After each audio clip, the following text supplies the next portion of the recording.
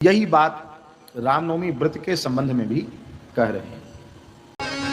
चैत्र मास में शुक्ल पक्ष में महापुण्य दिन का नवमी तिथि में अत्यंत शुभ पुनर्वसु नक्षत्र में मध्याह्न काल में कर्क लग्न में त्रिपाद विभूति नायक श्री सीता सर्वेश्वर प्रभु श्री राम दशरथ नंदन के रूप में प्रकट भये। उस तिथि पर प्रत्येक वैष्णव को और वैष्णव में प्रत्येक आस्तिक व्यक्ति को श्री रामनवमी का व्रत करना चाहिए। अष्टमी वेद से युक्त रामनवमी का व्रत नहीं करना चाहिए। तमस्तामष्टमी वेदयुताम विहाय व्रतोत्सवम तत्र वैष्णवश्चरेत असंख्य सूर्य ग्रहतोधिका वै या केवलासान नवम्युपोष्या।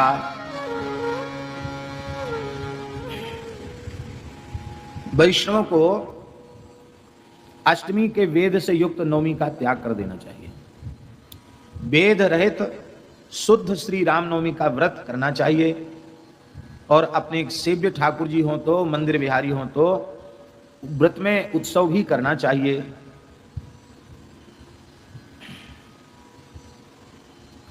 जो नवमी पुनर्वसु नक्षत्र इत्यादि से रहित हो, भगवान का नक्षत्र पुनर्वसु है, मान लो पुनर्वसु नक्षत्र नहीं भी है तो भी शुद्धा श्री रामनवमी असंख्य सूर्य ग्रहण से अधिक महत्व वाली होती है। इसलिए उस नवमी में उपवास करना चाहिए। मैंने कहने का आशय यह है, आद्याचार्य चरण के कथन के अनुसार श्री रामनवमी में नवमी तिथि की प्रधानता है। नक्षत्र हो तो अच्छी बात है, सोने में सुगंध है। नक्षत्र ना भी हो तो भी उपवास नवमी में ही करना चाहिए, ऐसा अपने आचार्य चरण का आदेश आज्ञा है। ये सूर्य ग्रहण से करोड़ों सूर्य ग्रहणों से अधिक है, असंख्य सूर्य ग्रहणों से अधिक इसका महत्व है। ये सूर्य ग्रहण क्या है? देखिए, ग्रहण का जो काल है वह अत्यंत पवित्र पुण्य काल माना जाता है। ग्रहण के समय में लिखा है, सर्वम गंगा समम तोयम सर्वे व्यास समा द्विजा। सामान्य जल भी गंगा जल के तुल्य हो जाता है ग्रहण के काल, और ब्राह्मण मात्र कृष्ण द्वैपायन भगवान व्यास के तुल्य हो जाता है। सर्वे व्यास समा द्विजा। ग्रहण के स्पर्श से मोक्ष पर्यंत मौन होकर के एक आसन से जिस किसी भी मंत्र का जप कर लिया जाएगा सावधान होकर के, उस मंत्र का पुरस्चरण संपन्न हो जाए, उस मंत्र के पुरस्चरण का पुण्य प्राप्त हो जाए। अब षडक्षर मंत्र आ जाए, स्पर्श से मोक्ष तक जप कर लो तो भले ही 1 घंटे का ही ग्रहण है, पर 1 घंटे में 6 लाख जप का पुण्य आपको प्राप्त हो जाए। गायत्री का जप कर लो तो एक पुरस्चरण हो जाएगा।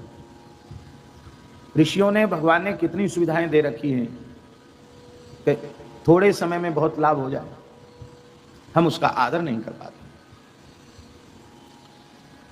तो जब एक ग्रहण की ऐसी महिमा है तो असंख्य ग्रहण काल की पुण्य महिमा कैसी होगी, उसका तो कोई लेखा जोखा ही नहीं।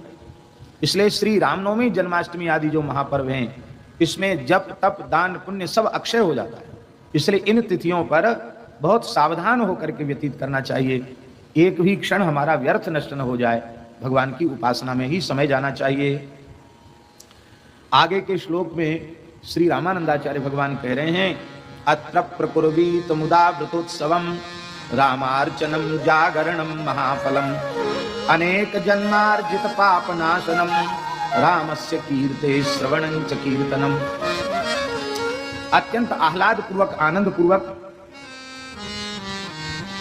रामनवमी को रामार्चन अवश्य करें। रामार्चन महायज्ञ की बड़ी भारी महिमा, विधि पूर्वक श्री रामार्चन महायज्ञ करे।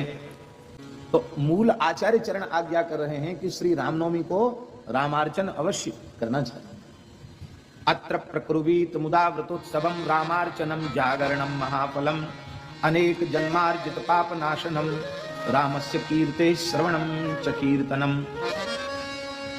श्री रामनवमी में प्रसन्नता पूर्वक महान फलदायक श्री रामार्चन व्रतोत्सव करना चाहिए, रात्रि में जागरण करना चाहिए। इस प्रकार श्रद्धा पूर्वक श्री रामनवमी का व्रत करने वाले के संपूर्ण पाप नष्ट हो जाते हैं। रामार्चन करने में भगवान की सांगोपांग पूजा संपन्न हो जाती है। वैसा संभव किसी कारण से न होवे तो विधि पूर्वक भगवान श्री राम का षोडशोपचारण पूजन कर लेना चाहिए, रात्रि में जागरण करना चाहिए, व्रतोत्सव करना चाहिए और भगवान श्री राम की सकल कलमश नाशनी, कलिमल विनाशनी भगवान श्री राम की मंगलमयी कथा को, उनके चरित्र को सुनना चाहिए और उनके पवित्र नामों को कीर्तन करना चाहिए और श्री रामनवमी की तिथि पर जागरण अवश्य करना चाहिए। ये 24 घंटे का व्रत है, एक क्षण भी व्यर्थ न जाए, क्योंकि असंख्य सूर्य ग्रहण से भी अधिक महिमा इस व्रत की है। ऐसी ही राजेंद्र दास जी महाराज की भागवत कथा और सच्ची घटनाएं सुनने के लिए चैनल को सब्सक्राइब करें और कमेंट में राधे राधे जरूर लिखें।